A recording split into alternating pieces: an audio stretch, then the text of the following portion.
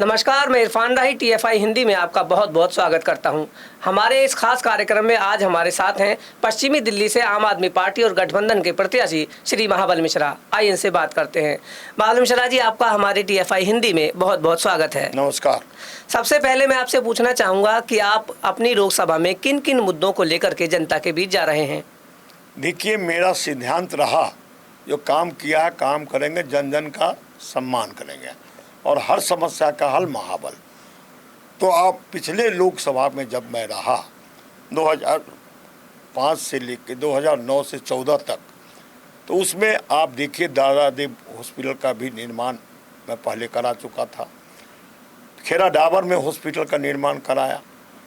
जहाँ आप देखते हैं जो द्वारका कोर्ट के सामने 750 बेड का शिलान्यास किया था, जिसका आज 1750 बेड के हॉस्पिटल आदरणीय केजरीवाल जी बनाए हैं, उनको धन्यवाद देता हूँ। दादा देव हॉस्पिटल जो 68 बेड का था आज 300 बेड का बन रहा है, उनको धन्यवाद देता हूँ। सुपर स्पेशलिस्ट हॉस्पिटल जनकपुरी बनाया, दिल्ली हाट बनाया, जनकपुरी डिस्ट्रिक्ट सेंटर से लेके और एलिवेटेड रोड बनाया, मेट्रो लाया जो आप द्वारका मोड़ से लेके नजफगढ़ ले गया और जनकपुरी से लेके कालिंदी कुंज लिया।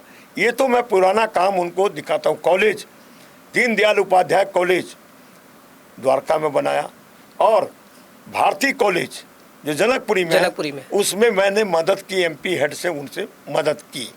इतना ही नहीं, आप जो मैं सवाल उठाया था पश्चिमी दिल्ली में यूनिवर्सिटी लाने की बात की थी, तो उसमें एक कॉलेज अभी रोशनपुरा बन रहा है। अगला सबसे पहला मेरा काम होगा जो पश्चिमी दिल्ली में जब नॉर्थ कैंपस साउथ कैंपस है, तो व्हाई नॉट वेस्ट कैंपस, जो वेस्ट कैंपस होगा जो बच्चों को सावधानी। यानी कि आपकी सीधी सीधी मांग है कि जैसे नॉर्थ कैंपस और साउथ कैंपस है, ऐसे वेस्ट कैंपस भी हो। वेस्ट कैंपस भी हो, जिससे बच्चों को पढ़ने में पढ़ाई करने के लिए दूर नहीं जाना पड़ेगा।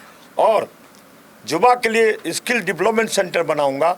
जो स्किल डेवलपमेंट सेंटर से युवा युवतियाँ दोनों, चाहे व्यापार करना हो, इंडस्ट्री करने का हो, पढ़ाई उसको जो जॉब करने की बात हो, इस तरह से स्किल डेवलपमेंट सेंटर एक बनाऊंगा जिससे कि बच्चों को जॉब क्रिएशन का काम होगा। मिश्रा जी, एक सवाल ये है कि जैसे कि आम आदमी पार्टी के CM दिल्ली के मुख्यमंत्री 51 दिन जेल में रह के आए, आम आदमी पार्टी के लिए क्या ये चुनौती है या एक सांत्वना है? देखिए, आम आदमी के लिए आज BJP के लिए वो चुनौती है। आम आदमी के चुनौती ने, अब जब जेल में गए थे केजरीवाल जी, तो हर वोटर दिल्ली में अपने आप को केजरीवाल के प्रति सहानुभूति करके अपने आप को केजरीवाल समझा। बाहर भी आए हैं तो वो उनके मन में था जेल का जवाब वोट से। तो हर के मन में है जो जनता का हित का काम करता है उसको मोदी आगे नहीं बढ़ने देता और उसको दबाने की कोशिश करता है। इसलिए जनता हित के काम करने वाला को केजरीवाल के लाओ, इंडिया गठबंधन को जिताओ, ये सबकी भावना हो गया है। आपने देखा होगा राहुल गांधी भारत जोड़ो किया जी। तो पब्लिक हित की पार्टी, चाहे कांग्रेस हो चाहे आम आदमी, पब्लिक हित का काम कर रहा। तो पब्लिक हित का काम करने वाले के प्रति जनता इस बार समर्पित है।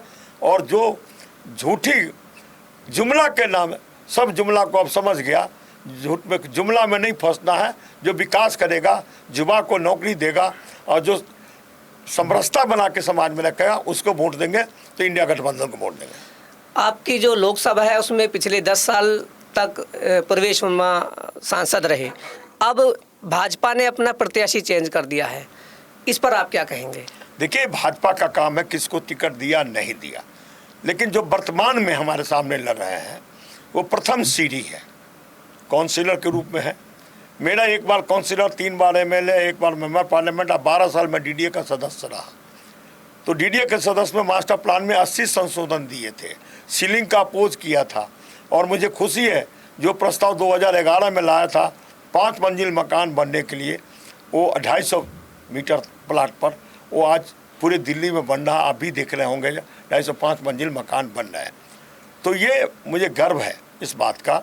लेकिन जो प्रथम सीढ़ी पर वो चढ़ी हैं, तो लोग कह रहा है जो महाबल मिश्रा जाना पहचाना चेहरा है, काम किया काम करेगा और जन भावना उनके साथ है ही, इसलिए महाबल मिश्रा को लाओ और क्षेत्र का काम कराओ, विकास कराओ। लेकिन एक तरफ मोदी का चेहरा है और 400 के पार के नारे हैं और एक धार्मिक भी उनके साथ, एक जन सैलाब किसे कह सकते हैं वो भी है, तो इसको कैसे आप देखते हैं? देखिए, मैं समझ रहा हूँ जो मोदी जी का जो देश में जो चुनाव लड़ा जा रहा है, कोई कैंडिडेट अपने नाम से वोट नहीं मांग रहा है, सब मोदी जी के नाम से मांग रहा है। बीजेपी में तो ये भी मांग रहे हैं, लेकिन जनता समझ चुकी है जो क्षेत्र में तो एमपी काम करेगा। हमको प्रधानमंत्री नहीं चुनना है, हमको क्षेत्र का एमपी वो चुनना है जो हमारे बीच में रह के सुख दुख में सम्मिलित हो और जो जिसके दरवाजे पर जाऊं तो सम्मान हो और हमारी बात सुने और काम करे। तो क्षेत्र का काम करेगा तो हमारे बच्चों का भविष्य का निर्माण करेगा। इसलिए महाबल मिश्रा यहाँ फिट बैठता है और जो हमारे सामने कैंडिडेट खड़ा है वो पहली सीढ़ी पर है। इसलिए क्या है, वो सीखने में समय बिता देगा, अगले बार उनका भी टिकट कट जाएगा। इसलिए महाबल मिश्रा को लाओ, इस क्षेत्र का विकास करेगा। दिल्ली में अभी भी कुछ समस्याएं बाकी हैं जो निरंतर अखबारों में मीडिया के जरिए आती रहती है, जैसे पानी की समस्या है। केजरीवाल ने जेल से ही चिट्ठी लिखी कि पानी की समस्या दूर होनी चाहिए। आप देखिए, पानी हमें मिलता है हरियाणा से, उत्तराखंड से और यूपी से, 3 जगह से पानी के लिए हम डिपेंडेंट हैं। निश्चित तौर पर पानी की दिक्कत अभी जो हुई है गर्मी में, जो पानी की मात्रा है हरियाणा से कम कर देता है, जानबूझ के ये क्रिएट किया गया है। अगले बार आएंगे तो हम प्रस्ताव रखेंगे, चारों कोने पर, दिल्ली के 4 कोने पर 4 बहुत बड़ा बड़ा तालाब बना, बरसाती पानी को स्टोर करके और रिसाइकल करके पानी दे दे, दिल्ली के पानी की समस्या का समाधान हो जाए। जीतने के बाद ऐसा कौन सा काम होगा जिसे आप सबसे पहले करेंगे? प्राथमिकता देंगे युवा के स्किल डेवलपमेंट सेंटर का, यूनिवर्सिटी का प्राथमिकता होगा। पानी के लिए, समस्या के लिए मैं सरकार से आग्रह करूंगा, समस्या का निदान तभी होगा जब बरसाती पानी के स्टोर करके 4 बड़े बड़े तालाब बना के रिसाइकल करके पानी देंगे तो समस्या का समाधान हो जाए। अंत में आप अपने क्षेत्र के लोकसभा क्षेत्र वासियों से क्या अपील करेंगे? मैं अपील करता हूं, जब आप मुझे आशीर्वाद दीजिए, मेरा काम पहले भी देखा है, आपके साथ बेटा बन के, भाई बन के आपके बीच में रहा हूँ, सुख दुख में सम्मिलित हुआ हूँ। पुनः आप अपना मतदान दें और क्षेत्र के विकास में सहयोगी बनावें। जय हिंद, जय भारत। धन्यवाद, आपका बहुत बहुत धन्यवाद। तो ये थे महाबल मिश्रा जो कि पश्चिमी दिल्ली से लोकसभा प्रत्याशी हैं। या TFI हिंदी में आए और तिरंगा फाउंडेशन इंडिया के स्टूडियो अमरदर्श में आपने आकर के अपनी बात रखी। मैं इनका बहुत बहुत शुक्रिया अदा करता हूं। आपको किसी अन्य कार्यक्रम में ऐसी ही किसी शख्सियत से मिलवाएंगे, तब तक के लिए मुझे इजाज़त दीजिए। जय भारत।